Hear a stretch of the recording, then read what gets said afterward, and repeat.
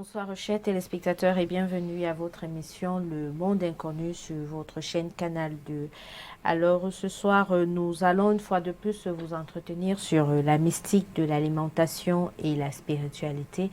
Et je suis accompagnée pour ce faire du professeur Emmanuel Glipote qui est le concepteur de l'émission et à qui je vais laisser le soin de nous donner les détails sur les angles qui seront abordés ce soir. Bonsoir professeur. Bonsoir Laura Gat, bonsoir à tous les téléspectateurs des canaux international.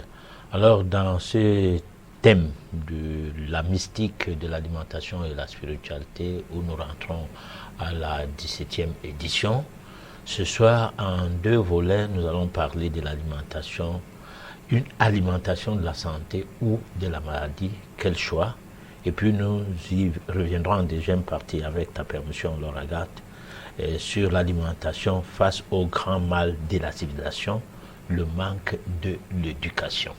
Voilà les deux éléments qui seront présentés ce soir, demain, avec ta permission.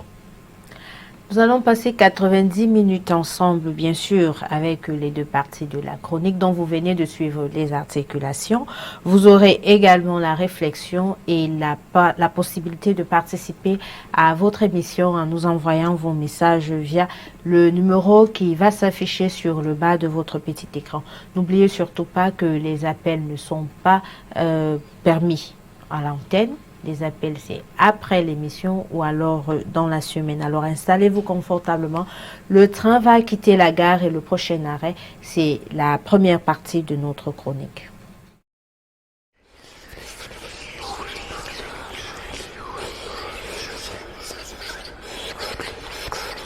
La mystique de l'alimentation et la spiritualité. 17e partie. Une alimentation de la santé ou de la maladie. Quel choix?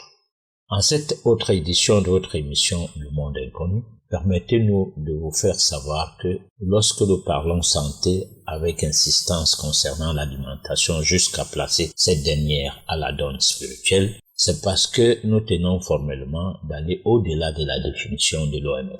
Ou en nous appuyant sur celle-ci, cela nous permet de savoir qu'il y a quelque chose qui se cache derrière cette définition.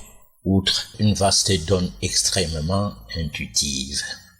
La 17e partie que nous allons vous proposer en ce moment, comme chapitre de ce même thème, la mystique de l'alimentation et la spiritualité, se doit être évocatrice. Elle doit vous apporter un plus de réponses sur l'adéquation alimentation, corps et santé. La maladie devant être prise à part puisqu'elle doit être considérée comme étant le déséquilibre touchant des vibrations particulières des cellules, provoquant leur dysfonctionnement ou perturbant la vie dans celle-ci. Si nous insistons, c'est parce que la vie de tout un chacun en dépend. Si bien que même si, dans notre imaginaire, nous pensons que vous compreniez déjà bien ce que nous tenons à démontrer par rapport à la spiritualité de l'alimentation, il va sans dire que parce que nous déplorons la manière de manger du commun des mortels de nos jours que nous le faisons. Le drame est que ni dans les cours de théologie, s'agissant de ce qui regarde les églises dans la formation des prêtres et pasteurs, ni dans les cours de l'école classique, s'agissant des cours de diététique et de nutrition, la donne spirituelle de l'alimentation y est quasiment inexistante. On dirait que l'intellectuel d'aujourd'hui a finalement perdu le nord. Même qualifié d'homme de Dieu, ça se parle de bouche, rien de concret dans les actes. Car la connaissance portée sur le sens divin en rapport avec l'être que nous sommes, semble-t-il fondamentalement, ne fait pas partie de ce bord. Même les règles primaires qui sont de base pour l'essentiel, pour la sauvegarde de la vie, celles qui s'appliqueraient sur le respect des lois de la nature, véritablement ne font pas partie de leur cours. Et pourtant, ce n'est que dans ces cadres-là qu'on devrait mieux entretenir le savoir de la chose de la vie liée à l'alimentation en tenant à expliquer comment fonctionnerait l'énergie vie à tout un chacun dans le mobile de faire savoir aux apprenants comment entretenir l'existence après que le souffle de vie ait pénétré chacun de nous après la naissance. Dommage. Eh bien, pour parvenir à l'explication concernant les énergies qui s'établissent lors de la fusion ou de la synchronisation des forces occultes ternaires entre l'alimentation, le corps et la santé, il y a lieu d'expliquer comment s'est créé leur mariage au travers de leurs mécanismes vibratoires et électromagnétiques. Le dit mariage doit se passer entre l'énergie vie séquentielle des hautes fréquences issues des aliments et celle de basse fréquence du corps entretenu comme produit par la force vitale issue du souffle de vie. Précisons que le fonctionnement ternaire alimentation, corps et santé s'établit sur la dualité concernant l'alimentation et le corps. Cela rentre dans la composition des énergies qui de part et d'autre forment un assemblage de forces vibratoires. Une juxtaposition s'y dégage. Si elle rassemble des vibrations vastes, cela sera bénéfique pour le corps qui en gagnera la santé. Mais si cet assemblage produira des vibrations néfastes, c'est la maladie qui s'ensuivra.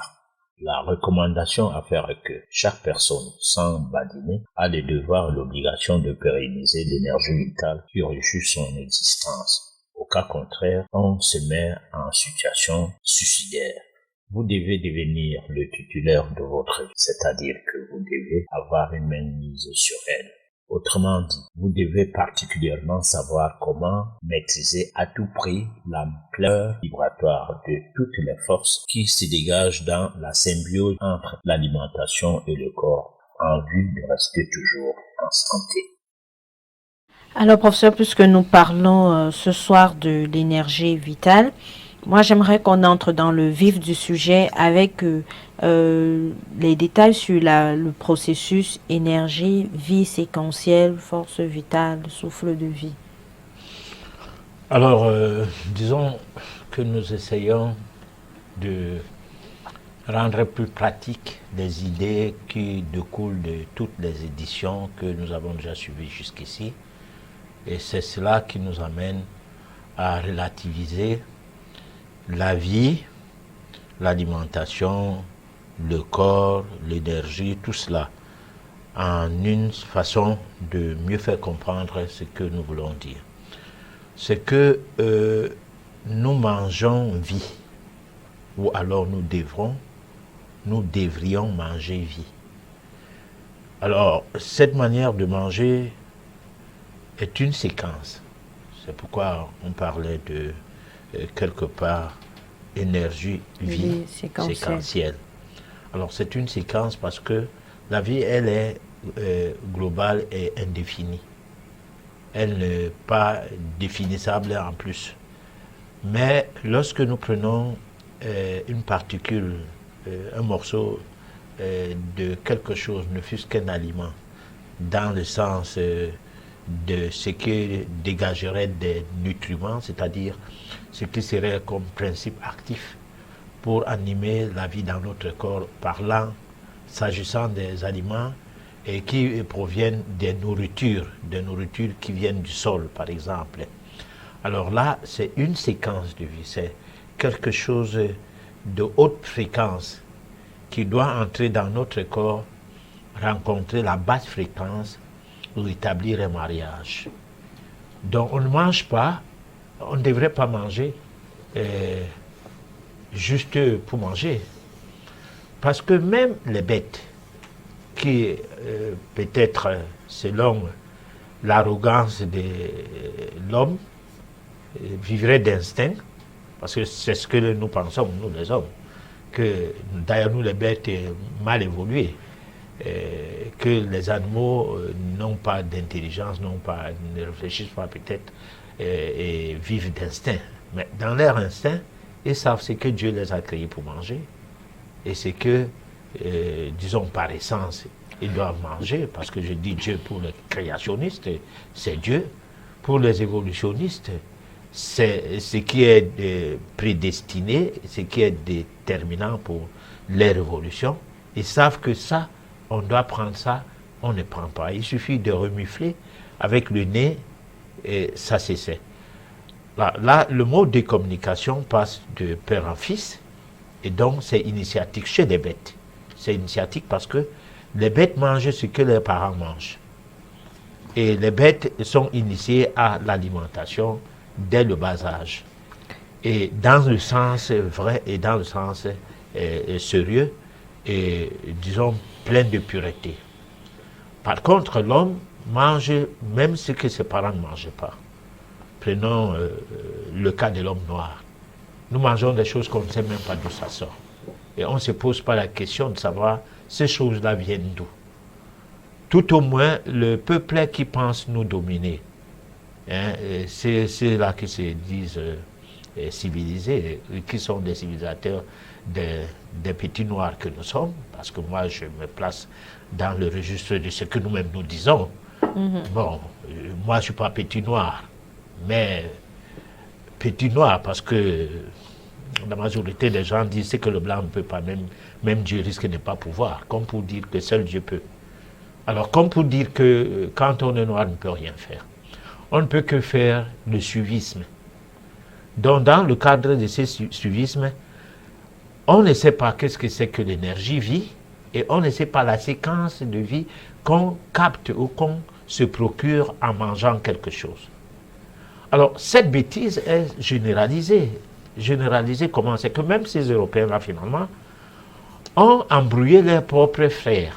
C'est-à-dire, on finit par dire que le blanc aujourd'hui n'est pas le blanc de couleur de peau, mais le blanc, les formateurs, du moins, les bâtisseurs d'une hégémonie, hein, d'une marque prête à porter, d'une norme d'imposition, de volonté des imposteurs qui pensent que c'est seulement leurs idées qui tiennent.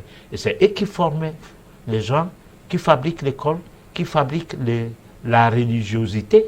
C'est-à-dire c'est eux qui décident que ça c'est l'église, ça c'est pas l'église, parce que c'est eux qui donnent l'autorisation d'ouvrir une église. Et d'ouvrir une église made une politique interne et politique qui ne gère pas nos politiques, mais plutôt qui concourt à notre manière de voir la vie. Alors donc on se retrouve dans une situation où le but de la vie, qui est basé sur l'essence vie, n'est plus pris en compte. Nous subsistons, on ne vit pas. Mais cependant, on croit que certains d'entre nous croient vivre. Parce qu'ils se sont entourés des provisions. Les banques bien remplies de sommes colossales, des immeubles partout. Hein. Ils ont tout ce qu'il y a du côté matériel à emmagasiner, à s'approvisionner. Mais malheureusement, ils n'ont rien de leur propre vie. Ils n'ont rien compris de leur vie.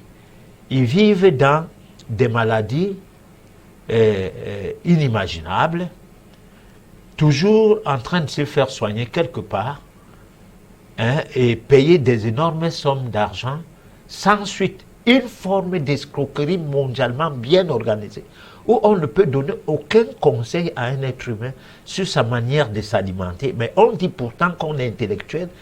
Et quel genre d'intellectuel le monde a aujourd'hui, où on est incapable de savoir par essence qu'est-ce qui est valable pour l'homme par rapport à sa vie, et quelle est la valeur de l'homme dans l'univers, quelle est cette forme d'intellectualité où l'homme est relégué à la dernière position par rapport aux affaires, par rapport à un système économique, hein, où l'homme est devenu justement l'outil.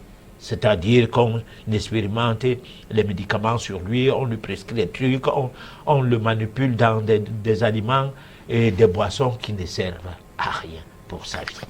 Voilà. Alors, professeur, revenons un peu sur les vibrations dont vous parlez tout à l'heure. Alors, comment est-ce qu'on peut reconnaître, parce que vous avez dit que l'aliment que l'on prend a une forte vibration, oui, et qui vient retrouver la basse vibration du corps. Et c'est-à-dire que le corps est toujours en basse vibration ou alors c'est comme des vibrations magnétiques qui changent tout le temps. Comment est-ce que ça se passe exactement? Alors, quand je parlais de ces vibrations en les qualifiant de basse fréquence, ça veut dire que je fais allusion à une manière de fonctionner le corps, une manière de le fonctionnement du corps, comme pour dire que le fonctionnement du corps se fait d'une manière, disons, toujours la même. C'est-à-dire, il n'y a pas de modification. Sauf quand il se passe un désordre, comme on appelle plus tard maladie ou qui peut entraîner un symptôme. Les vibrations sont les mêmes dans le corps, en ce sens que ça obéit à une fréquence basse et continue.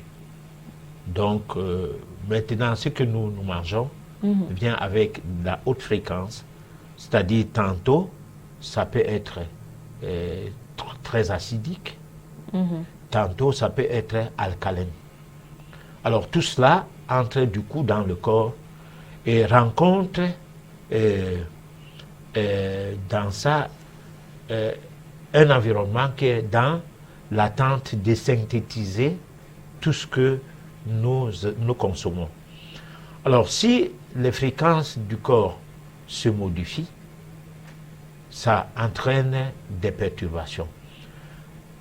Résultat, elles ne peuvent se modifier que si, à un certain moment, ces fréquences qui sont de basse nature, c'est-à-dire des basses fréquences, ne peuvent se modifier que si ça devient un empoisonnement. C'est-à-dire que ça provoque un dysfonctionnement dans la régulation des particules et de tous les atomes, de tout ce qui vient donc de l'extérieur, dans ce que ça présente comme haute fréquence. Voilà. Donc on a la même fréquence, comme on doit avoir la même température, 37 degrés. Alors lorsque la température change, c'est qu'il y a quelque chose qui ne va pas. Et c'est quelque chose qui ne va pas, ne dépend pas du corps directement. Dépend de ce que le corps a à faire en ce moment précis pour rétablir l'équilibre.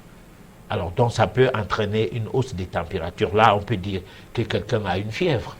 Et la fièvre n'est pas arrivée parce que le corps est-ce que, dirait un thérapeute classique, parce que quand tu demandes à un médecin pourquoi j'ai les myomes, quelle est la cause, il va te dire, mais c'est comme ça peut arriver, c'est comme ça ton corps. Bon, alors nous, en métaphysique, c'est pas comme ça son corps. C'est qu'il s'est produit quelque chose qui a perturbé le fonctionnement de cette basse fréquence, amenant à ce que les vibrations de cela changent. Alors, quand vous dites qu'il y a quelque chose qui s'est produit au point de changer les vibrations, est-ce que ce serait parce qu'on aurait pris un nutriment qui ne concorderait pas à la séquence de vie actuelle du corps lorsqu'on le consommait? Parce que vous avez fait allusion à cela tout à l'heure en parlant de séquence de vie et de nutriments. Alors, prenons par exemple quelqu'un qui prend du poison carrément, parce que ce qui est censé le tuer.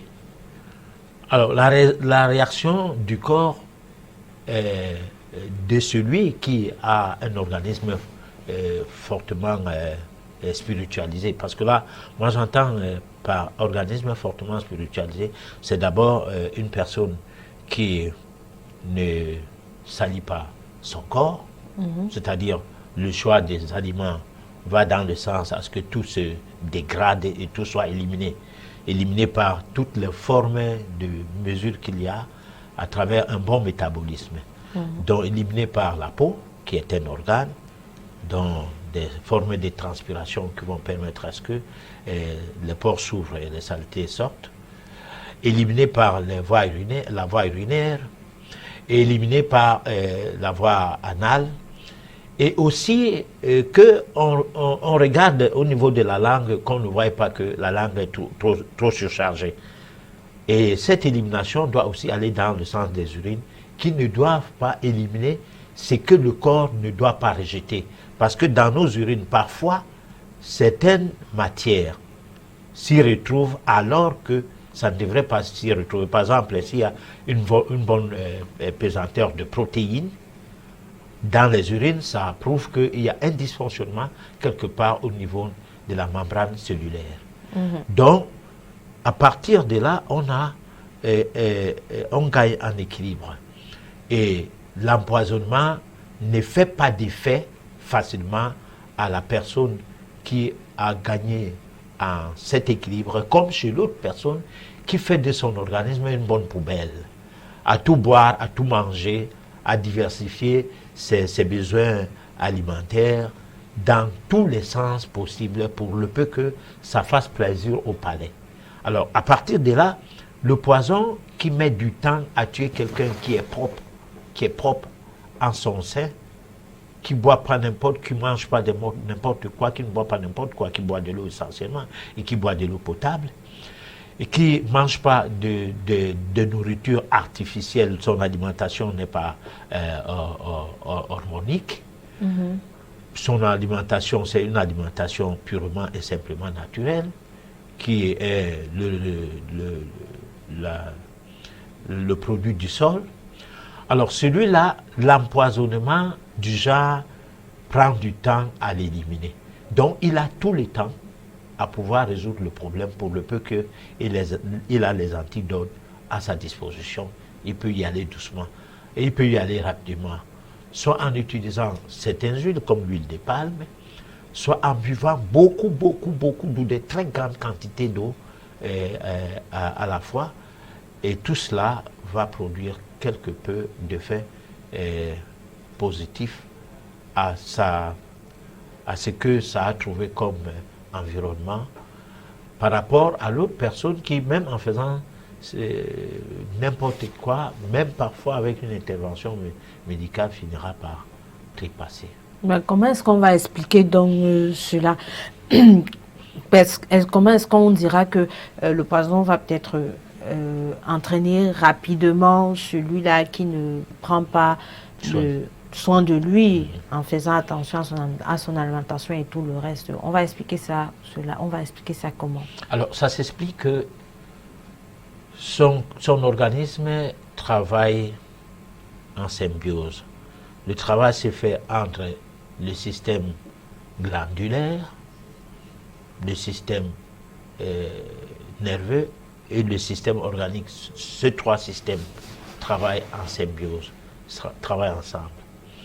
Il n'y a aucune perturbation, d'abord déjà dans leur travail. C'est comme un foyer soudé, où le mari, l'épouse et les enfants sont ensemble. Il est difficile que vous y pénétrez et que vous ayez une mainmise sur des choses qui se passent dans ce milieu, facilement. Alors, c'est la même chose lorsque les trois systèmes-là fonctionnent normalement, lorsque l'équilibre acido-basique est établi de manière à ce que cette normalité s'est faite sans gêne, il est difficile que des petites perturbations du genre indigestion ou du genre, pas indigestion, mais du genre intoxication, je veux dire, puissent directement venir ébranler l'harmonie en un trait. Il y aura un dysfonctionnement qui va commencer petit à petit, mais la réaction se fera rapidement, de manière à ce que, avant que la surprise ne vienne jusqu'au niveau de l'homme maintenant, qu'il a déjà ressenti que quelque chose ne marche pas. Parce que là, nous faisons allusion au poison lent. Le genre de poison que lorsque tu consommes ça, tu as 2-3 jours pour mourir. Voilà. Parce que nous ne disons pas que si on te pique le couteau à la gorge, tu ne mourras pas. Non. C'est vrai que sur le plan métaphysique, il peut arriver que même le fusil, on vient à bout portant, on tire sur vous, vous ne mourrez pas. Mais là, c'est une autre dimension, ce n'est pas de ça que nous parlons. Nous parlons de la dimension où on a fait attention par rapport à sa manière de s'alimenter. Et si l'alimentation, dans cette manière, on y met comme ingrédient les éléments qui viennent de l'air pour purifier le corps, les éléments qui viennent de l'eau pour faire le même travail, et les éléments maintenant qui viennent de la terre pour faire tout cela, un assemblage d'éléments vibrant au même diapason, on a un organisme sain. Voilà. Et qu'est-ce qui se passe? Ça, c'est pour celui-là qui a un organisme sain. Mais non, pour celui-là qui a un organisme, entre guillemets, poubelle, comment est-ce que la réaction va se faire? Mais alors, qu'est-ce qu'on dirait? Si on considère que de cette saleté qui vient de l'extérieur, qu'on peut appeler poison, va rencontrer la saleté de l'intérieur, qui est le fait de ne pas faire attention et de mettre son corps en situation de fragilité, où tout ce qui est de nature à défendre tous les systèmes cellulaires qui s'occupent de la défense, c'est-à-dire qui s'occupent des agressions, de tout ce qui vient de l'extérieur, est affaibli, ou bien est amoindri, ou bien est préparé pour la cause. Alors, comme les corps de même nature vont ensemble, ça sera une bonne adhésion. Et cette adhésion va vous précipiter à la mort. Vous n'avez pas beaucoup de temps à mettre. C'est comme pour dire quoi. Si vous avez des cellules cancérogènes, vous les nourrissez, le cancer va aller, du moins les cellules cancéreuses vont aller grandissantes et se proliférer très facilement. Mais si vous arrêtez à les nourrir, la mort de ces cellules-là s'ensuivra petit à petit, et puis vous allez regagner en santé. Nous l'avons toujours dit au cours de cette émission. Alors pour ça, on revient sur la séquence de vie et les différents nutriments. J'ai l'impression que quelque part, il faudrait savoir qu'à chaque séquence de vie, déjà, il faut déjà nous dire alors comment on va déterminer ces séquences de vie. Alors là, ici, je fais allusion, quand je parlais des séquences de vie, je fais allusion des vibrations qui sont dans ce que nous avons appelé des fréquences basses, ou la haute fréquence ou la basse fréquence. Alors, la fréquence de vie qui vient de l'extérieur peut être du genre, on peut dire saccagé, hein, c'est-à-dire suivre des courbes, des nuances dans le fonctionnement de ces vibrations. L'ordre ne peut pas être le même, mais dans ce qui serait du fonctionnement des vibrations internes, la fréquence se qualifie, moi je la qualifie basse parce que les vibrations sont les mêmes. Bon, maintenant, les nutriments ou les nourritures, du moins les aliments, qui vont donc aller dans le sens à rééquilibrer davantage ces fréquences, commencent par d'abord l'air, donc l'oxygène. Puis maintenant, on va mettre de l'eau et enfin, on va y associer les nutriments qui sortent des nourritures, des produits venant du sol. Dans ce cas-là, on a quelque chose comme pour dire que on a mis ensemble toutes ces vibrations. Et si ces vibrations sont en harmonie entre elles, les vibrations qui viennent de l'air, les vibrations qui viennent de l'eau, les vibrations qui viennent des nutriments, si tout cela établit une harmonie, alors on va se retrouver dans une certaine forme d'équilibre qui va pérenniser la vie de façon à rester longtemps sans tomber malade. Parce que, en fait, la recherche de retrouver cet équilibre se fait ressentir lorsqu'on est malade. C'est là que quelqu'un commence à comprendre que, attends, mais il y a un problème. Mais lorsque on suppose qu'on est en santé, on n'a ni migraine ni céphalée, on n'a pas de fièvre, on n'a rien, on n'a pas une indigestion, on n'a pas les remontées gastriques, on ne rôde pas, on ne rejette pas les gaz ni de manière buccale ni anale. On est là Mais on ne sait pas combien c'est important la vie qu'on a en soi. Mais lorsque une situation se présente où ça commence à gueuler quelque part, soit dans le tube digestif, soit dans l'oreille, soit au nez, soit dans les yeux, soit quelque part au niveau du bas-ventre et tout, alors là, l'importance de rester en santé commence à se faire ressentir. On commence à dire, ah, je suis malade. Hein. Et quand on dit ça, on commence à prendre conscience de quelque chose qui est en train de troubler sa tranquillité, la tranquillité qu'on avait quelque temps avant. Mais cette tranquillité, on l'avait par hasard. On doit l'avoir conséquemment, c'est-à-dire, on doit dire, je dois être tranquille pour longtemps ou alors à vie. Et comment? C'est-à-dire, je ne dois pas être malade. Ceci étant, avoir une fièvre, un rhume, hein, et tout cela n'est pas une mauvaise chose. Lorsque, quelque part, on fait attention, mais on n'a pas la chance de tomber sur un bon environnement. Parce que vous pouvez manger des produits même qui sortent du sol, comme nourriture, parlant de ce que nous avons à faire comme recherche où trouver les nutriments.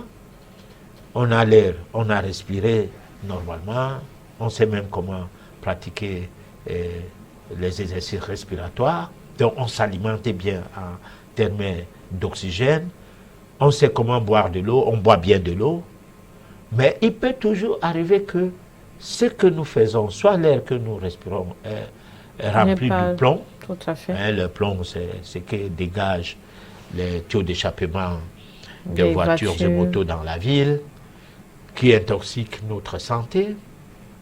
On peut aussi avoir dans l'eau des produits additionnels quand on prend l'eau du robinet, qui seraient d'une certaine, en quelque sorte,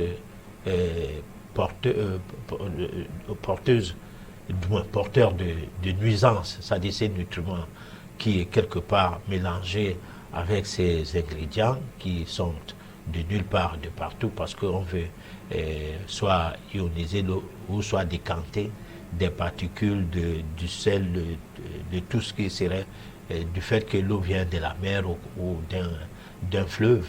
Alors tous ces traitements-là peuvent aussi produire une nuisance, en dehors des pesticides et des engrais qu'on rencontre dans l'alimentation. Alors tout cela, sur une personne qui fait attention, c'est pris en compte. Par contre, celui qui ne fait pas attention ne prend pas tout cela en compte, il mange seulement. Parce que lui, il mange tout, il mange les boîtes de conserve, il ne sait pas comment on les fait, le poisson est mort quand, hein, la sardine, son poisson, son deuil a eu lieu quand, il ne sait pas. Il a un cadavre dans l'assiette, point, un trait, ça a un bon goût. Un cadavre assaisonné. C'est ça. Qui fait le plaisir du palais. Voilà. Alors, professeur, moi j'aimerais également savoir, vous, depuis plusieurs mois, traitant effectivement de la mystique de l'alimentation, il ressort que l'alimentation serait le premier médicament, le premier remède de l'être humain. Parce que la plupart des maladies auraient pour cause une mauvaise alimentation d'abord.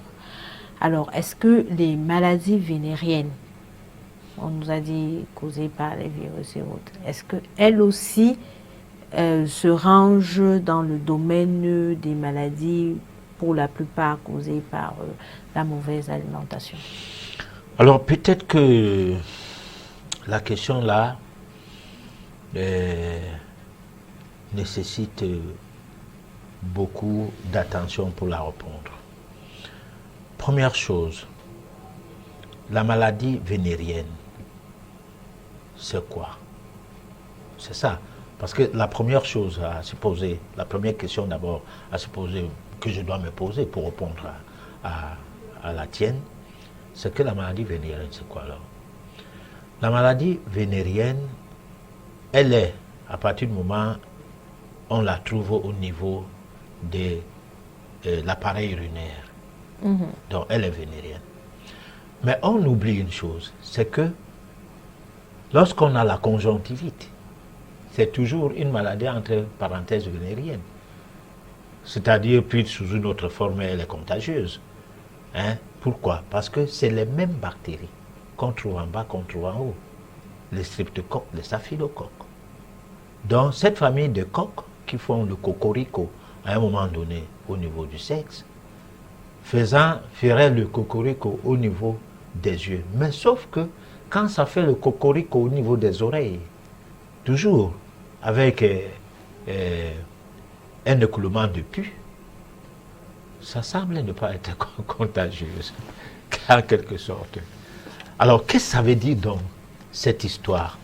Ça veut dire que, parce que là, je suis africain dans l'explication, les scientifiques commerçants des médicaments ne peuvent pas guérir les malades de leurs mots, simplement parce que leurs définitions sont déjà au départ mal fichues.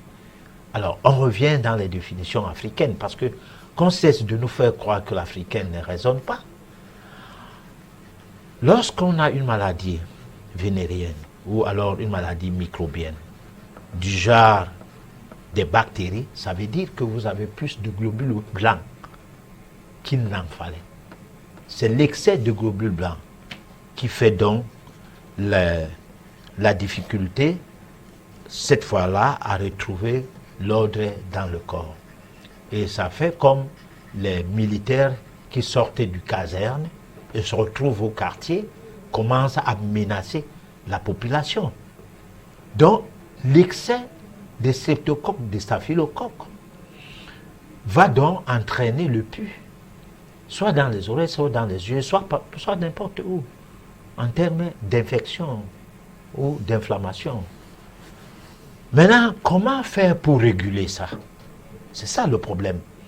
Il faut que vous sachiez qu'est-ce qu'il faut faire pour diminuer le nombre de les globules, l'excédent, du moins le côté, l'aspect excédentaire de ce globule blanc.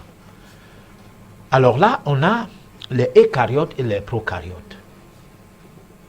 Nous entrons dans l'environnement cellulaire pour voir les cellules qui sont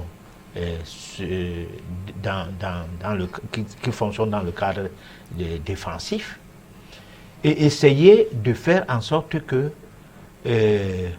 l'alimentation que vous prenez là maintenant ne se renchérisse plus l'agressivité ou bien ne provoque plus le surnombre de ces cellules.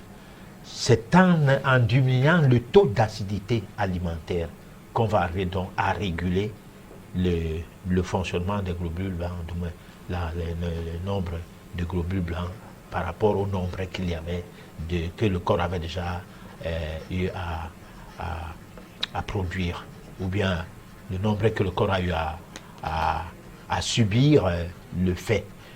Et c'est dans l'alimentation qui s'intéresse beaucoup plus sur le côté alcalin qu'on va synthétiser, du moins qu'on va permettre à ce que ces militaires retournent dans leurs casernes et restent tranquilles.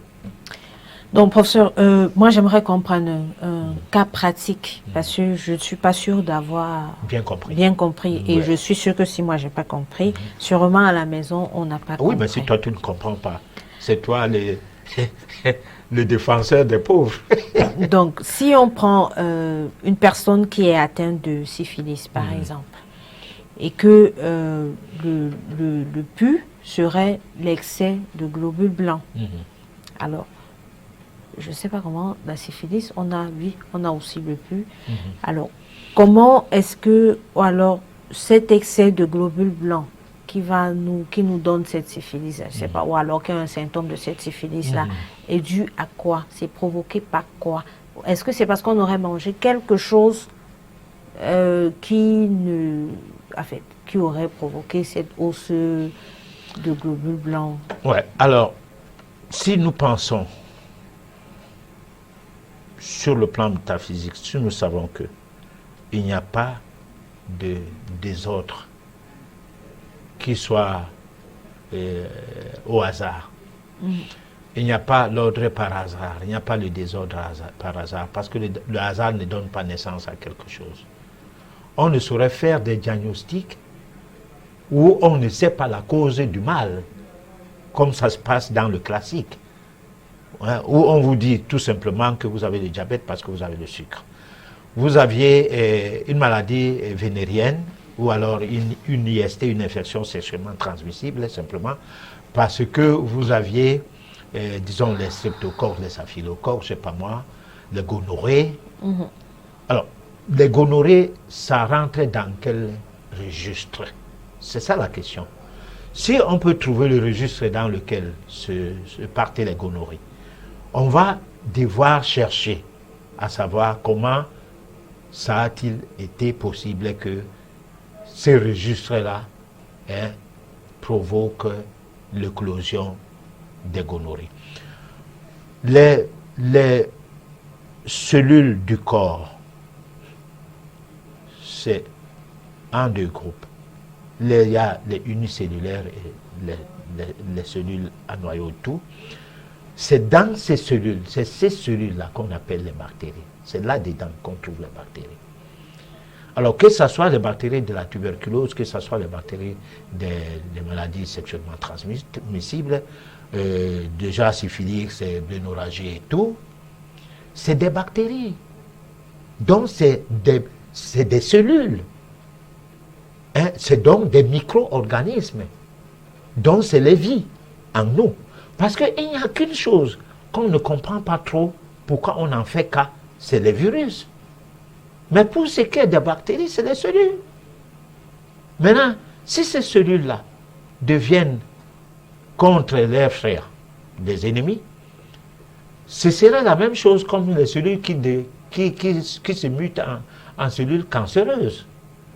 Ici, ce n'est pas le cas, c'est des cellules normales, mais qui, dans leur rôle, ont atteint un niveau trop élevé. Parce que lorsqu'on fait l'examen, l'analyse de la formule de numération sanguine, on essaie de ressortir les globules blancs, les globules rouges, les plaques sanguines et tout. C'est parce que au jour d'aujourd'hui, on imagine, je ne dis pas qu'on sait, parce que tout cela, on continue à chercher. On imagine que le corps peut avoir tel nombre de globules rouges. En deçà ou en dessus, il y a un problème.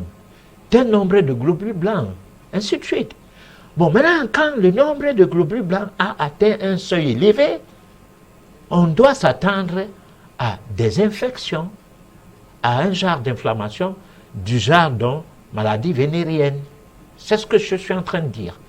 Maintenant, pour qu'on arrive à une situation normale, c'est qu'on a réfléchi c'est qu'on commence d'abord à se poser la question de savoir comment on a pu avoir l'excès de globules blancs. Comme on peut aussi poser la question de savoir pourquoi on a eu l'excès de globules rouges. Mais ce que je remarque souvent dans le classique, en ce qui concerne la médication, c'est qu'on a l'impression de s'occuper trop des globules rouges. Dans le cadre de l'anémie, dans le cadre même du paludisme, mais on s'occupe de moins en moins des globules blancs. Auquel cas on bombarde les globules blancs. Parce qu'en réalité, les globules blancs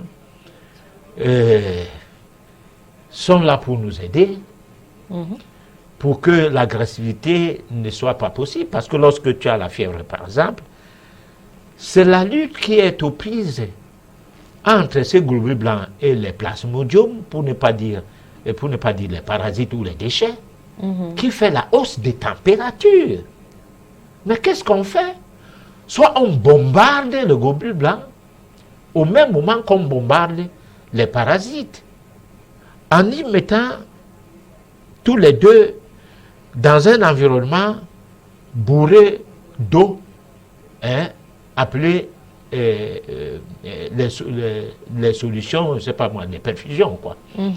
Alors, ce bombardement-là fait en sorte que les globules blancs n'arrive plus à lutter contre les parasites. Mais les parasites, en fait, ne sortent donc pas. On ne les a pas urinés, on n'a pas transpiré, on n'a rien fait. Mais on a distrait la lutte. Et la température a chuté. Et on s'est vanté qu'on a guéri quelqu'un. Hein? Et quelques mois plus tard, lorsque tout ce liquide qui séparait, la lutte partait, allez, la lutte recommence. Donc la température reprend. Et on dit qu'on a récidivé. Et fin de compte, on dit, tu es paludéen. Donc tu es à l'état chronique. Tu commences à toi-même. Tu te mets d'abord un képi, tu écris la paludéen. Et tu prends un petit drapeau, tu marches partout avec ce nom.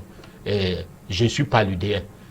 Au départ, tu dis qu'on t'a dit que tu es paludéen, mais à la fin, tu commences à dire je suis paludéen, comme vous me voyez comme ça. Moi, je suis paludéen. Oh, alors, on va prendre la deuxième partie de la chronique et on revient avec la suite pour savoir quoi faire pour ces fameux globules blancs qui augmentent. C'est la deuxième partie de notre chronique. L'alimentation face au grand mal de la civilisation, le manque de l'éducation. Tout en restant dans la donne métaphysique, mettons le doigt là où ça devrait faire plus mal. C'est le manque de l'éducation. Une éducation sans initiation.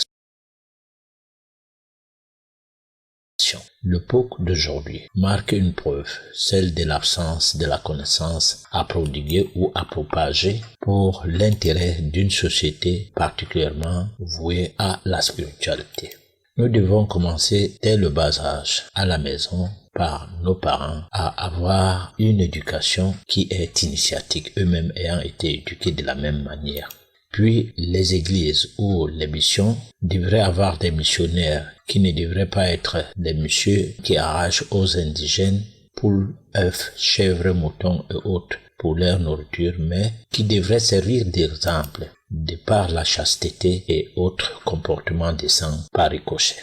La décadence commence dans ces systèmes éducationnels taillés sur mesure sur des concepts des personnes influentes de la société. On enseigne ce qu'on trouve logique soi-même ou ce qui est logique pour un groupe de personnes. Les personnes plus audiencées sont les rusées. Elles brillent en arrogance et en cupidité, car parce que rendues vedettes par les circonstances favorables à l'impudicité, à la déviance, à la dépravation, ces personnes finissent par devenir des exemples de la société, des leaders d'opinion, et leur manière de vivre doit servir aussi d'exemple. On va fumer de la cigarette parce que on veut imiter ces personnes-là.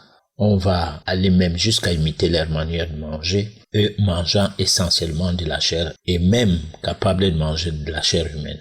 Le drame est qu'il faudrait des siècles pour que cela change. À voir aujourd'hui comment vivent ou se comportent les personnes qui se disent civilisées, on a du mal à se retrouver. Chaque enfant admire une personne qui est grand à ses yeux. Cette personne est même à ses yeux Dieu.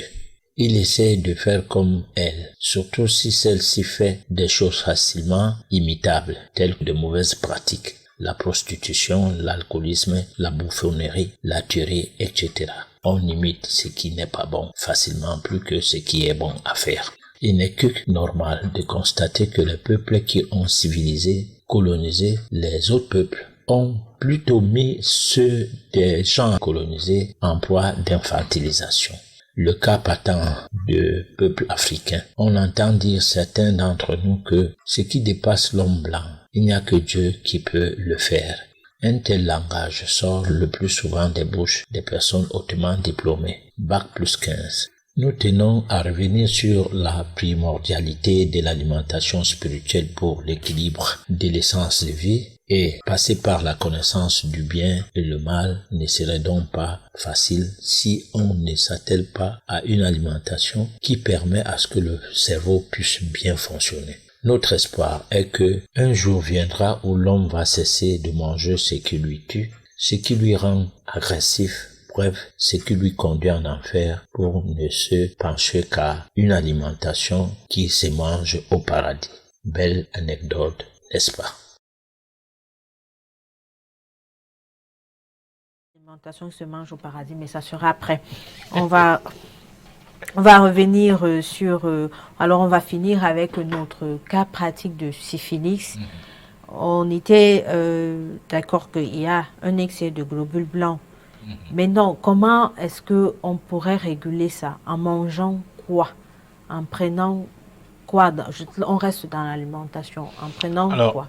on mange d'abord essentiellement les fruits. Parce que les fruits ont quand même quelque chose semblable au lait maternel. Le lait maternel a tout ce dont le corps du bébé a besoin en termes de lipides, de glucides et de protéines. Les fruits ont aussi en son jus et même en ses fibres tout ce dont le corps a besoin. Ça veut dire qu'on ne peut que vivre de fruits et ne pas mourir. Et si on en mange avec un peu du cru, le cru, c'est-à-dire tout ce qui se mange cru, on peut se retrouver avec un équilibre, de facto, on va se retrouver avec un équilibre fonctionnel qui fait en sorte que les globules blancs, les globules rouges, les plaquettes sanguines, tout ça, allez, tout marche bien. Et cet équilibre qui va commencer d'abord par le tube digestif qui n'est plus encombré, au niveau du côlon déjà, le gros intestin est nettoyé, ce n'est plus la poubelle. La circulation du sang va s'améliorer. Et puis petit à petit, l'autorégénérescence des cellules va se produire dans l'autorégénérescence des cellules. Chaque groupe de cellules s'autorégénérera en fonction de cet équilibre.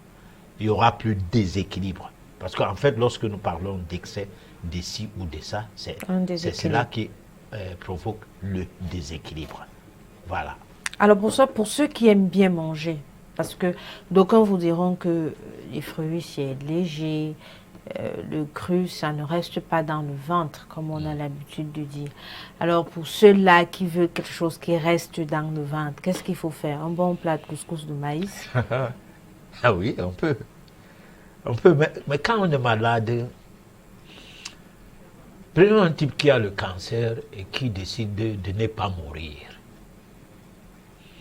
Est-ce que décider de ne pas mourir, c'est de faire alors la bonne bouffe encore?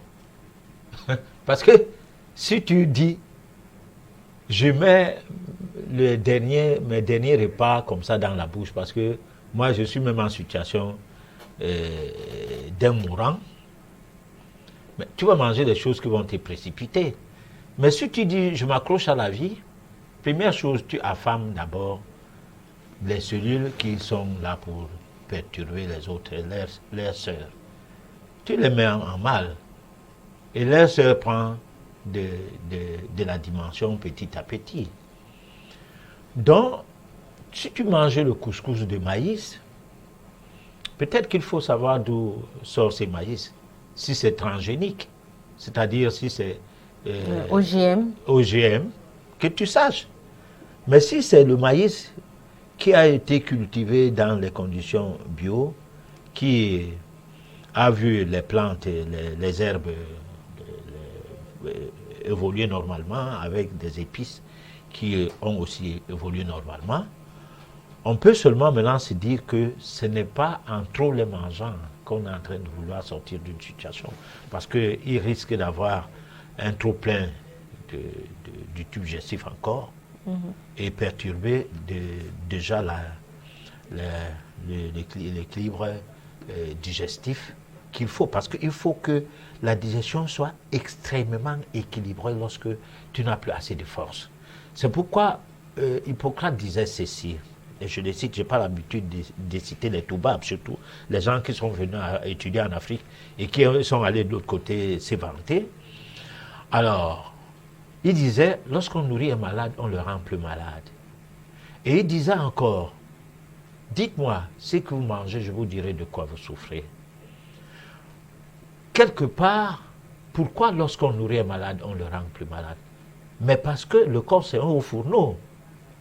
Lorsque vous mettez des choses dans le corps, qu'il faille que le corps fasse trop d'efforts, donc que ça brûle ces particules-là, davantage de chaleur. pour que la digestion s'établisse, afin de trouver dans le tréfonds même de ce que vous avez mangé, l'élément actif qu'il faut pour le corps. Parce que c'est ça le but de la digestion. L'organisme va faire plus d'efforts. Et pour un organisme affaibli, c'est l'affaiblir davantage. Comment vous allez, par exemple, demander à un gars qui a perdu une main parce qu'il a fait l'accident d'aller au ring de boxe pour boxer avec un adversaire? Mais on va le mettre KO très rapidement. Comment dire à un joueur qui n'a plus de chevilles, qui tiennent, d'aller encore jouer au football? Il faut qu'on se repose. Mais c'est seulement chez les thérapeutes classiques, c'est-à-dire les gens qui entretiennent les malades dans la médecine officielle, où on trouve les gens qui, pendant que quelqu'un a un mal d'estomac, on continue à lui donner de la nourriture dont l'estomac ne peut pas digérer. Les poulets de ceci, les poissons, les morceaux de viande, et ou à l'hôpital, l'aliment, les plats qui viennent dans la chambre du malade, qu'on va opérer. Peut-être dans l'après-midi. Je ne sais pas, peut-être demain. Qu'on est en train de le nourrir là, avec un aliment. Mais on va l'opérer de quoi? De l'estomac. Mais comment un estomac peut se mettre à travailler encore, alors que l'estomac là est déjà malade? Donc, c'est tout cela qu'il faut voir. Parce que nous sommes dans une émission où on suscite le raisonnement. Le raisonnement conduit à la raison.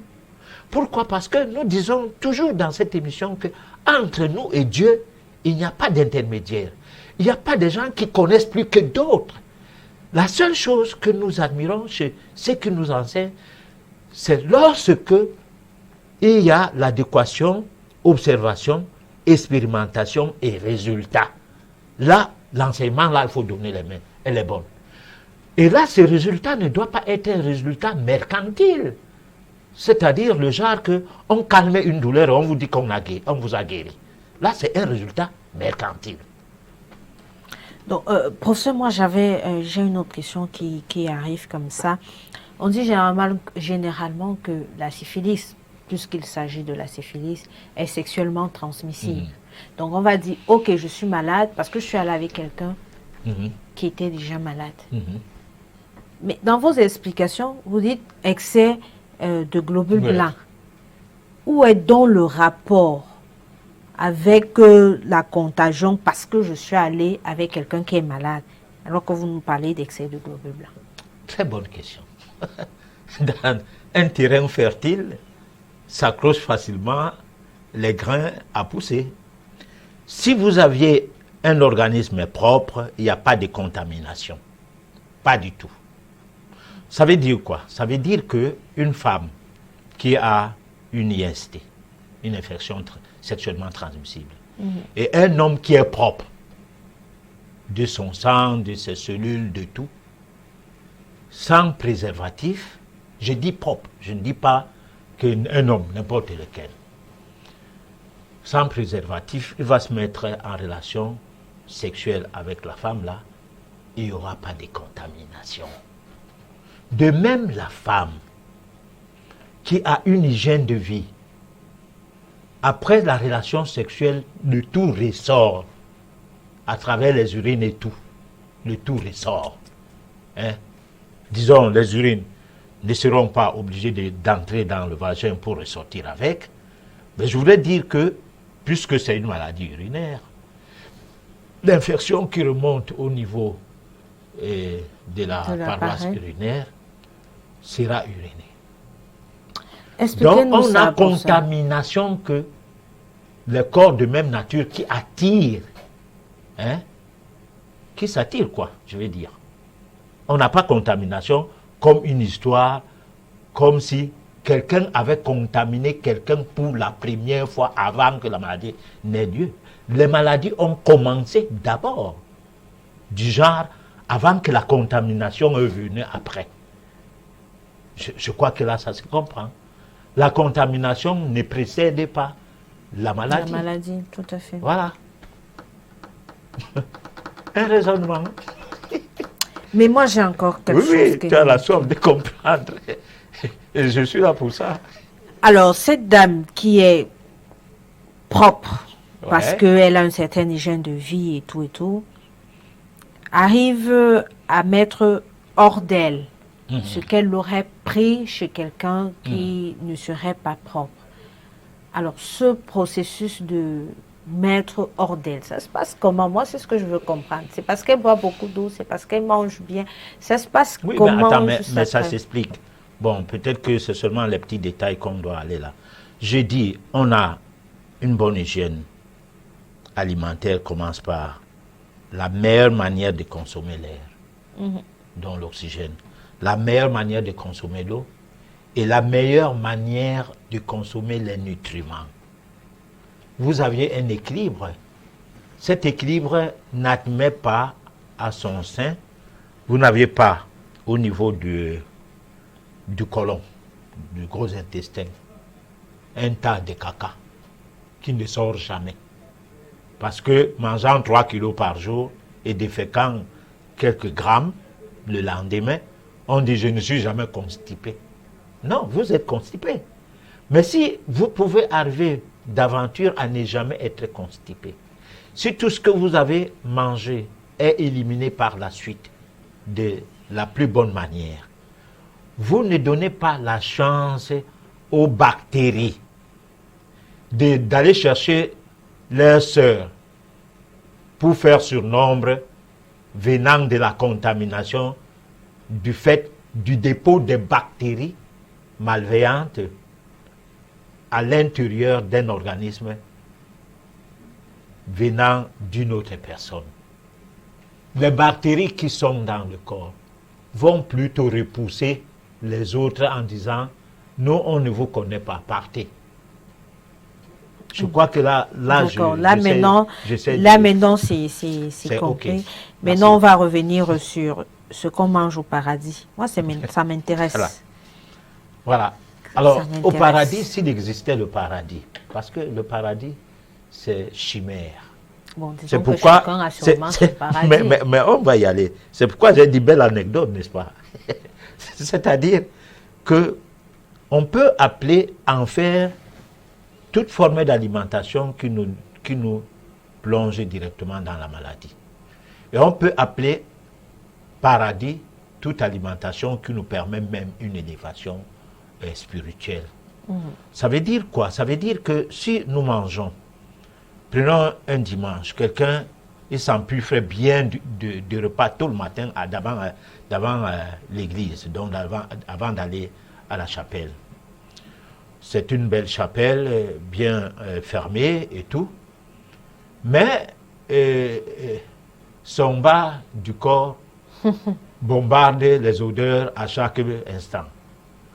L'environnement dans lequel il est assis, les gens font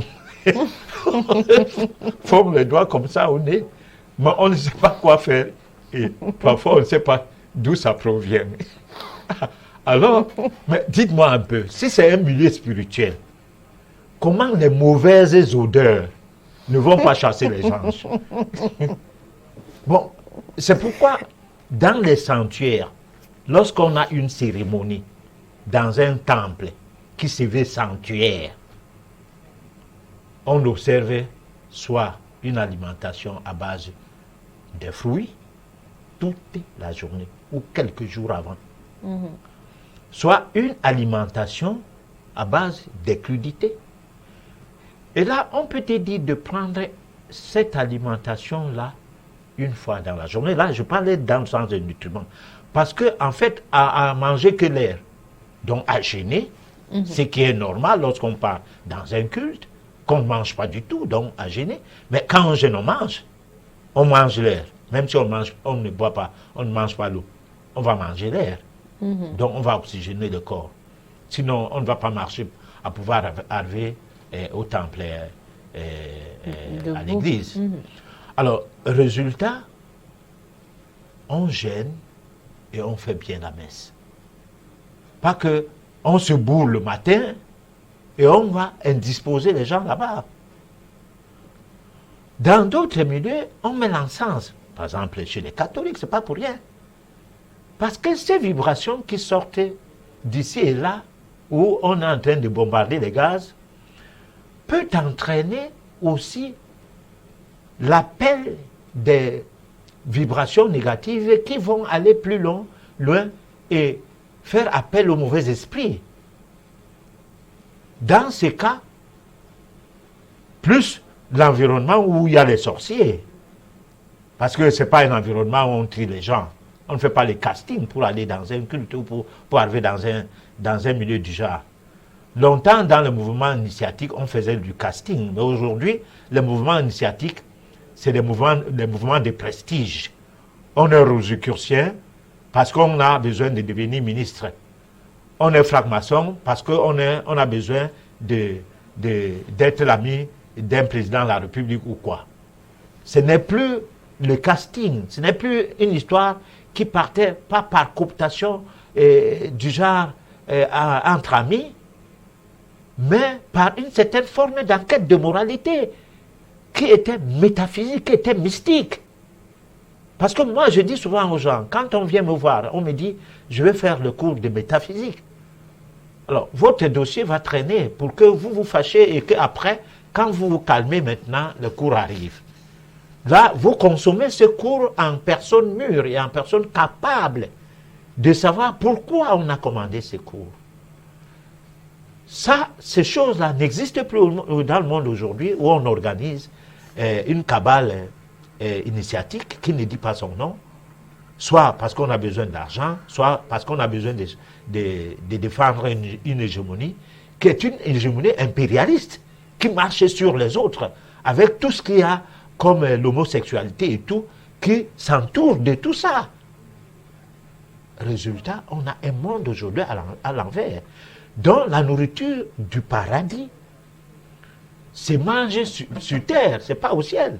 Il n'y a pas un endroit quelque part où les gens vont aller au paradis et manger de cette nourriture. Mais ça se mange sur terre pour se spiritualiser, parce que c'est en se spiritualisant là qu'on va se diviniser. Et c'est en se divinisant là qu'on va devenir Dieu.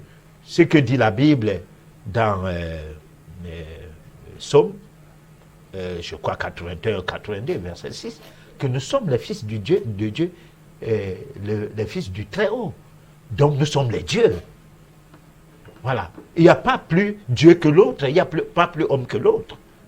Voilà où nous en sommes. Mais malheureusement, c'est quelle éducation? C'est pourquoi on parlait de l'alimentation face au grand mal de la civilisation. Le manque de l'éducation. Effectivement, professeur, puisqu'on parle d'éducation, vous faites allusion vous demandez à ce que cette éducation commence au niveau de la famille. Alors, comment est-ce que, parce que vous avez posé le problème, le manque d'éducation, ça c'est vrai, c'est partout.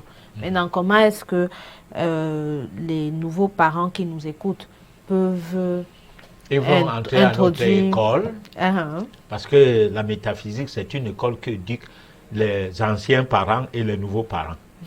Normalement, on devrait, avant de faire un enfant, aller d'abord s'éduquer, pour ne pas avoir les enfants qui vont agresser les gens au quartier, qui feront les détournements de fonds, qui vont faire des gabegies de toutes sortes, qui vont parler de Dieu sans connaître même de quoi il est question, qui vont parler de la spiritualité sans savoir même les bases de la spiritualité. C'est cette société qu'on a aujourd'hui. Hein? Et là, il faut que cela cesse. Voilà. Alors, professeur, là, c'est pour les nouveaux... Vous avez dit l'école, c'est pour les nouveaux et les anciens parents. Ouais. Mais les anciens parents, ils vont faire comment puisque les enfants là sont déjà vieux? Ah, mais non, ils n'ont plus à s'occuper de ces enfants. Par exemple, qu'est-ce que ta mère peut te dire maintenant? Tu ne connais plus qu'elle. Ah, moi, mon père est mort depuis. Et ma mère. Mais au moins, si à l'âge où je suis là maintenant, je m'éduque, au moins je peux voir l'enfant faire quelque chose et je lui dis ce que tu fais là n'est pas bien. Quitte à ce qu'il m'insulte. Mais que de me voir fumer de la cigarette, boire des vins, et ceci, pavaner, et raconter comment je sors des beignes et tout, je suis benguiste. Tout cela, pour quelle Afrique? Mais pleurons au moins pour notre Afrique. Les autres, ils ont construit leur monde en nous exploitant. Nous, on a nulle part où on va aller exploiter les gens. On continue à se faire exploiter intellectuellement. Qu'allons-nous devenir? Voilà la question. Et maintenant, le problème également de l'éducation. Dans notre pays, on n'a pas... C'est l'éducation classique, si on peut appeler ça comme ça. Alors, l'école, votre école, c'est nouveaux parents et anciens parents. Et les enfants, alors, ils sont... Mais les anciens parents, les nouveaux parents, c'est les enfants. Le parent commence avec l'enfant qui commence à parler, juste à peine. C'est lui, c'est là le parent du futur. Comme pour dire, là je vais paraphraser un homme qui détestait l'Afrique, Victor Hugo, qui disait que sans les Blancs, il n'y aurait que des marmas de pierre et tout, pas d'hommes africains. Bon, alors je le paraphrase quand même, il disait, hein, l'enfant qu'on éduque, c'est un homme qu'on gagne. Voilà. Donc, autrement dit, c'est ouvert à tout le monde alors. Mais bien sûr, il faut que l'enfant soit éduqué sur la base de quelque chose de spirituel parce que nous sommes des fils de Dieu. Tant que nous ne le savons pas, on restera les enfants des autres gens et ceux qui nous ont colonisés et ceux qui marchent sur nous parce qu'ils ont de l'argent, nous on n'en a pas, et ceux. À la place de la justice va régner l'injustice, les hors-la-loi vont prendre le dessus dans la société et on ne vivra pas du tout de notre vie des gens à se diviniser. Voilà. Alors, on va permettre à nos téléspectateurs de suivre la réflexion que nous avons préparée pour eux et on revient juste après pour la suite de votre émission. Jung refusait de croire que la répression sexuelle pouvait tout expliquer, et il n'était pas prêt à renoncer à l'occulte. Mais Freud s'assura qu'il le regretterait. Au moment de sa rupture avec Freud, Jung était président de l'Association de psychanalyse internationale, et Freud ne voulait pas laisser Jung en charge de la boutique. En coulisses, dans ce que l'on pourrait appeler une manœuvre occulte, Freud forma donc un petit comité. Il donna à chacun de ses membres une petite chevalière et leur fit tous jurer de garder le silence. Ils commencèrent ensuite à comploter sur la manière de se débarrasser de Carl Jung. Après sa rupture avec Freud, Jung entre dans une dépression qui durera 6 ans. Il se retire dans sa maison de campagne à Bollingen. Comme Newton, des siècles avant lui, il part alors à la recherche de sa propre pierre philosophale. Jung construisit une tour à Bollingen. À certains égards, il la construisit de ses propres mains et il grava des figures mystiques sur divers types de pierres. Il cuisinait sur une petite cuisinière au bois d'allure primitive. Il coupait du bois à l'extérieur. Il se rendait au lac voisin. Il dormait sur un lit de camp. C'était le type de retraite propice à l'introspection qui lui permettait de vivre ses propres expériences psychologiques. Il lutta contre sa propre dépression et mit au point un nouveau type de psychologie, profondément empreinte de pensées mystiques. Carl Jung utilisait des cartes de tarot ainsi que l'astrologie, mais surtout dans un cas comme dans l'autre, il croyait en l'intuition.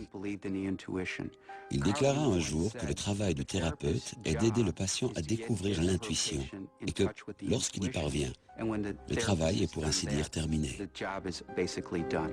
Durant sa retraite, Jung conclut que l'astrologie, l'alchimie, la mythologie et le yin-jing étaient les voies par lesquelles les premiers magiciens comprenaient la conscience humaine. Mais sa plus grande avancée est qu'il perçut la psyché comme un champ énergétique dépassant largement le cadre d'une seule personnalité. Il appelait ça l'inconscient collectif. L'inconscient collectif englobe tous les éléments qui ne nous sont pas personnels, qui transcendent le personnel. Il forme les contenus transpersonnels et impersonnels de l'inconscient que Jung appelait les archétypes. Il forme les composants typiquement humains qui n'ont pas nécessairement de lien avec nous personnellement. Ils n'ont rien à voir avec notre expérience personnelle, ni avec notre père ou notre mère. Ils sont liés à l'idée même de père et de mère. Tant Jung que Freud recouraient à l'état modifié de conscience utilisé par les magiciens pour parvenir à leur plus grande révélation. Freud pratiquait la méthode de libre association, tandis que Jung utilisait la méthode d'imagination active, par laquelle vous induisez volontairement une fantaisie et vous parlez à des aspects de vous-même qui sont personnifiés sous une forme d'image. Cette méthode se rapproche de celle des occultistes, des médiums ou des adeptes du spiritisme, qui pensent parler aux morts alors qu'ils s'adressent en fait à eux-mêmes ou à leurs nombreuses personnalités intérieures. Là où Freud avait réduit la personnalité à une accumulation de névroses alimentées uniquement par la répression sexuelle, Jung plaçait l'individu à un niveau supérieur. Il l'intégrait à une humanité au sens large, ayant un sens et une continuité. Nous possédons à la fois un inconscient personnel et un inconscient collectif. L'inconscient personnel est davantage aligné sur notre âme, et notre inconscient collectif se compose de la sagesse, des archétypes, des mythes, des données universelles auxquelles chacun peut accéder. Nous suivons donc chacun notre voie individuelle et une voie collective. Les idées de Jung ont inspiré de nombreuses pratiques New Age. Le channeling pourrait provenir d'un concept tel que l'inconscient collectif de Jung. La plupart de ses adeptes vous diront sans doute qu'il provient d'un niveau de sagesse supérieur, et peut-être est-ce la même chose. Il s'agit certainement d'un type de concept proche de l'inconscient collectif, mais sa représentation typique est qu'un être, un esprit défunt, ou peut-être un groupe d'entre eux, existe actuellement dans une autre dimension, mais a choisi de nous venir en aide en diffusant une partie de sa sagesse au travers de nos amis ou de nos voisins. Dans les travaux de Jung, les rêves pouvaient produire des visions intéressantes. Certains psychologues ont poussé ce concept un pas plus loin et ont développé une technique appelée rêve lucide. Les rêves lucides forment une catégorie spécifique dans laquelle non seulement vous rêvez, mais vous avez conscience que vous rêvez, et vous pouvez même peut-être influer directement sur le cours du rêve. Nous sommes de retour sur notre plateau. Professeur, un petit commentaire sur la Alors, réflexion. le commentaire, c'est qu'au début de cet élément qu'on vient de voir là, on constate que Jung et Freud ne s'entendaient pas sur le principe de ce que Freud pensait, et ça a fait que Freud était obligé de ne pas admettre que Jung prenne la boutique en marche, c'est-à-dire son association qu'il avait créée, avait associé ses amis, les amis qui l'influençaient, et qu'il est rendu président pendant longtemps. Et maintenant, quand il fallait passer le témoin à Jung, connaissant Jung, qui lui, sa donne n'était pas basée sur le sexe comme Jung, comme Freud, parce que Freud, lui, il avait des problèmes d'abord du fait qu'il a eu l'amitié ou la fiancée, une Allemande, qui était en Allemagne, et il a passé plus de 6 ans pour être en contact sexuel avec celle-là. Donc il avait quelque chose avec le sexe, et tout tournait autour du sexe avec Freud. Et Jung pensait que tout tournait autour de l'occulte. Donc, il y avait frottement. Et ça a fait en sorte que pour que Jung ne soit pas président de son association, il a fabriqué des chevalières, il a donné ça à ses amis pour qu'on envoûte Jung. Et là, nous nous retrouvons sur quoi? Sur la base de ce que je disais, que le manque de l'éducation provient du fait que les choses sont mal parties au départ. Parce que les gens ont voulu, ou bien nous ont imposé leurs idées. Et c'est ces idées-là qu'on rencontre dans les universités et tout.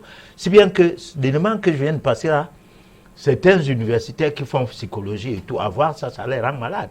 Mais ce n'est que la deuxième partie. Nous allons présenter la première partie qui explique ça bien. Voilà.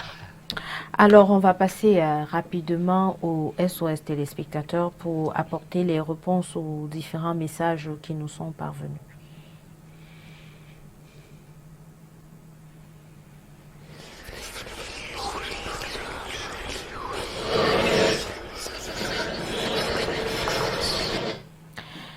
Bonsoir, prof. Est-ce que avoir l'appétit à tout moment serait une bonne chose? Non, ce n'est pas une bonne chose. Ça montre que votre tube digestif est très, très encombré. C'est comme vous pouvez aussi avoir un mal d'estomac. Alors, comment devons-nous entretenir notre corps? Qu'est-ce qui est valable pour un homme? Non, entretenir notre corps, on a longuement expliqué ça. Longuement. S'il y a une autre question qui échappe, notre explication à quelqu'un par rapport à soi-même, que la personne appelle hors antenne. On essaie d'en discuter. Bonsoir à vous, le studio. J'ai un souci dès mon enfance. Pour mieux dormir, je devais dormir nu, sans rien. Mais depuis un bon moment, quand je dors ainsi, je fais les couches de nuit. Et quand je dors avec des habits, j'ai pas de couche de nuit. Et j'ai un court sommeil au trop de 3 heures de temps. Que faire et comment expliquer cela? C'est un cas atypique, il faudra l'étudier pour comprendre. Je ne peux pas d'emblée dire quelque chose là maintenant. Donc, hors antenne, on peut essayer de voir, en essayant de voir les paramètres dans lesquels la chose se trouve. Peut-être qu'on aura un conseil à donner, quoi, peut-être. Alors, Français depuis Ndokpassi voudrait savoir quelle est la signification de la spiritualité et comment faire pour être spirituel et protéger son alimentation. Alors la signification de la spiritualité, c'est le spirit, l'esprit, tout ce qui est subtil, tout ce qu'on ne palpe pas, tout ce qu'on ne voit pas. Rentrer dans ce côté-là, qu'on peut dire, c'est le côté spirituel des choses. Maintenant, il y a la bonne spiritualité et il y a aussi la mauvaise. La bonne spiritualité est celle qui vous permet de faire des bonnes choses et de savoir distinguer le mal et le bien. La mauvaise spiritualité est celle qui vous fait s'éventer partout, que je suis un homme spirituel, mais en ayant même, en allant même jusqu'à pratiquer la sorcellerie négative, c'est-à-dire à envoûter les gens, à faire de la magie noire et tout, et à porter des livres et des habits blancs partout, au vu et su de tout le monde qu'on est un homme spirituel. Donc là, c'est la mauvaise spiritualité. Maintenant, comment spiritualiser sa vie, on a essayé d'expliquer les mécanismes, les méthodes et même ce qu'il y a à consommer comme aliment et tout, pour que la spiritualité qu'on pratique soit la bonne. Surtout quand on observe une alimentation, disons, pure, bio et tout. Alors, salut, c'est Roland de Boya qui nous écrit. S'il vous plaît, j'ai un abcès à la fesse qui a déjà duré 3 ans. Et malgré tous les examens, l'abcès ne finit pas. Je ne sais plus quoi faire, aidez-moi. Vous appelez hors antenne.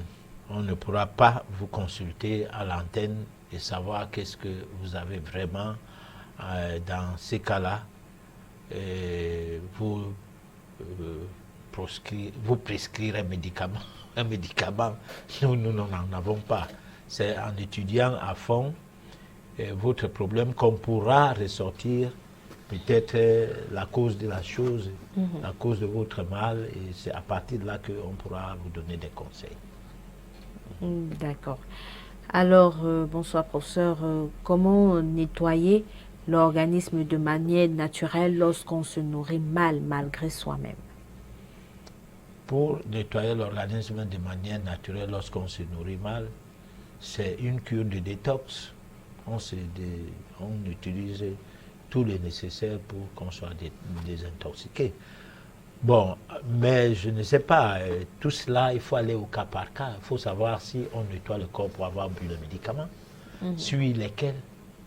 Parce que quand on sait quels médicaments on a bu, on sait quels sont les excipients de ces médicaments. Est-ce qu'il y avait des dioxydes de titane? Est-ce qu'il y avait des blés patentés comme additifs alimentaires? On doit connaître toutes ces choses. Et y compris d'autres additifs alimentaires à base d'aluminium et de certaines formes de magnésium et tout. On doit comprendre.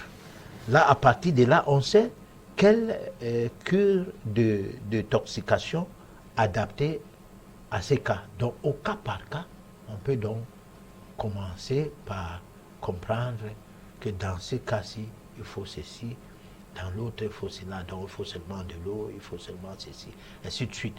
On ne peut pas, comme ça, parce que quelqu'un a besoin de notre aide, lui dire seulement une chose, comme si nous étions des sensationnalistes. Non. D'accord. Alors, Je voudrais savoir quelles mesures prendre pour combattre ces globules. Je pense qu'il voudrait parler de comment faire pour régulariser son taux de globules blancs. On l'a dit tout à l'heure. Il faut tout simplement faire attention par rapport à ce qu'on mange pour qu'on n'alimente pas davantage de globules blancs, d'où l'excès de globules blancs. Et surtout, il faut tenir vide son tube digestif. Parce que si votre tube digestif est encombré, vous ne vous en sortez pas. Alors, professeur, j'aimerais aussi vrai que ce ne soit pas totalement dans le thème, mais je crois que l'alimentation a un lien avec les couches de nuit parce que j'ai beaucoup de messages là. On me dit comment faire pour éviter les repas de nuit. Voilà. Oui, mais ça entre dans le cadre du thème, parce qu'on parlait des repas. Alors, on mangeait la nuit lorsque on a un tube digestif encombré. Alors, le tube digestif encombré veut dire quoi? Veut dire que vous, même quand vous avez l'impression que vous aviez l'habitude de bien faire des selles, mais il y a quelque chose qui ne va pas dans cette bonne habitude de faire les selles que vous ne connaissez pas. Et il y a aussi qu'on a des couches de nuit par rapport à la manière dont on mange et que cette manière-là attire des vibrations négatives en vous parce que vous ne pouvez pas manger naturellement.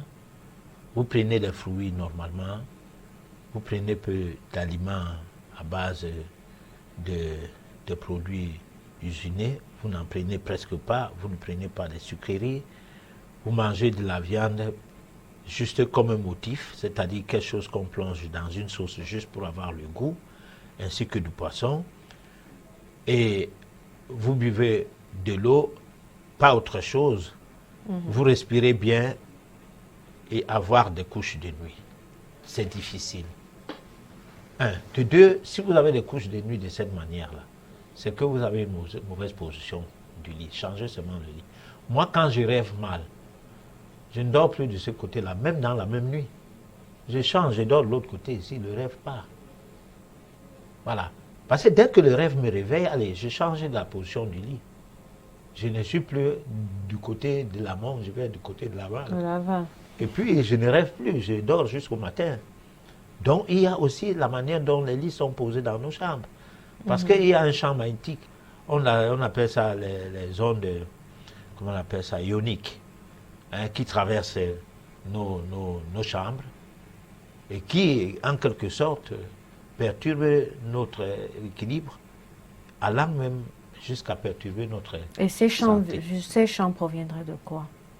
Nous sommes dans un système où l'univers est un assemblage de vibrations dont il faut savoir étudier en construisant une maison. Mais en ville, on n'étudie rien.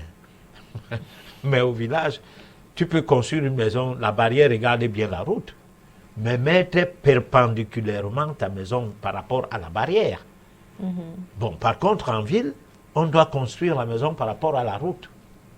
Hein? Alors que cette manière de positionner la maison perturbe les ondes déformées, voilà, les ondes déformées, et provoque un mécanisme vibratoire qui peut entraîner même des cancers, parce qu'il y a des maisons que, lorsque vous habitez cette maison, ça vous tue. Il y a eu des maisons en Allemagne qui tuaient, on ne savait pas. Ça tuait les médecins, pas les simples gens. Parce que c'est les médecins qui habitaient cette maison, pas que ça cherchait les médecins au quartier pour aller les tuer. Alors maintenant, lorsque ces médecins mouraient comme ça, on croyait qu'ils sont morts quand même parce qu'ils étaient un peu âgés. Mais lorsque les jeunes médecins ont commencé à mourir dans cette maison, qu'on a fait des recherches.